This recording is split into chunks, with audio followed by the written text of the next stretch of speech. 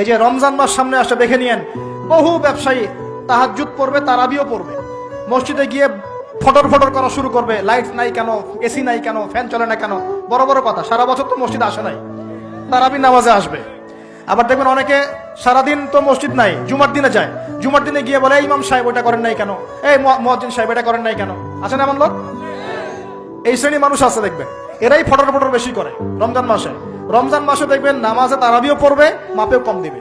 এরকম লোক আছে না? মাপে যারা কম দেয়, এই পাপের কারণে সমাজের মধ্যে দুর্ভিক্ষ নেমে আসে। আমাদের অর্থনৈতিক অবস্থা এমন জায়গায় দাঁড়িয়ে আছে না, দুর্ভিক্ষ যদি চলে আসে অবাক হওয়ার কিছু নাই। দুর্ভিক্ষ চলে আসলে আপনার অবাক হতে পারেন, আমি অবাক হব না।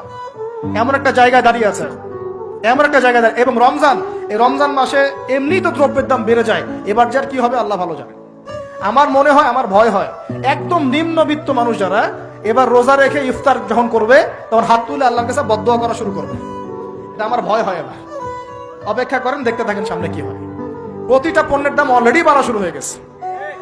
কিছু কিছু বৈশ্বিক কারণ আছে, এগুলোর কারণে যেমন বাড়ছে, আবার কিছু কিছু আমাদের নিজস্ব মানব সৃষ্ট কারণ আছে, এই কারণেও বাড়ছে।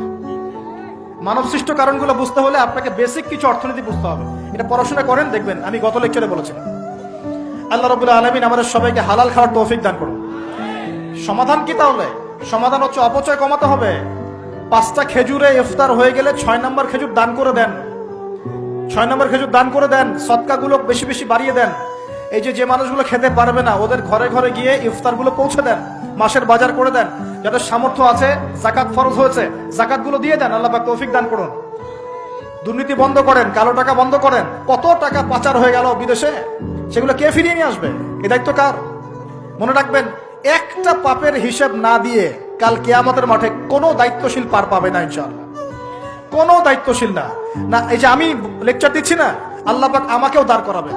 দাঁড় করায় বলবেন, তোমাকে আমি দিনের যে জ্ঞান দিয়েছিলাম, সেই জ্ঞানের হক তুমি আদায় করেছো কিনা হিসাব দেওয়া। এই যে বড় বড় মুফাসসিরে কোরআন, মুফতি, মুহাদ্দিস বসাচ্ছেন, পাংখা দিয়ে বাতাস করছেন, হ্যাঁ, চা খাওয়াচ্ছেন, কফি খাওয়াচ্ছেন। এক একজনকে আল্লাহ পাক দাঁড় করাবেন, বলবেন, কোরআন সুন্নাহর যে আমানত দিয়েছিলাম, সে আমানতের সাথে কতটুকু তুমি হক আদায় করেছো, হিসাব না দিয়ে পার পাবে না তুমি। ফাইজলামি মনে করেছেন নাকি দিনকে? ঠিক একই ভাবে সমাজের, রাষ্ট্রের দায়িত্ব আল্লাহ পাক যাদেরকে দিয়েছেন, এক একজন ব্যক্তিকে আল্লাহ পাক দাঁড় করাবেন। দাঁড় করে জিজ্ঞাসা করবেন, কোন কোন জনগণের কোন কোন হক তুমি নষ্ট করেছো, কার কার হক দিয়েছো, কার কার দাও নাই, সবার সামনে হিসাব দাও, তারপর জান্নাতে যেতে পারবে। এত সহজ না।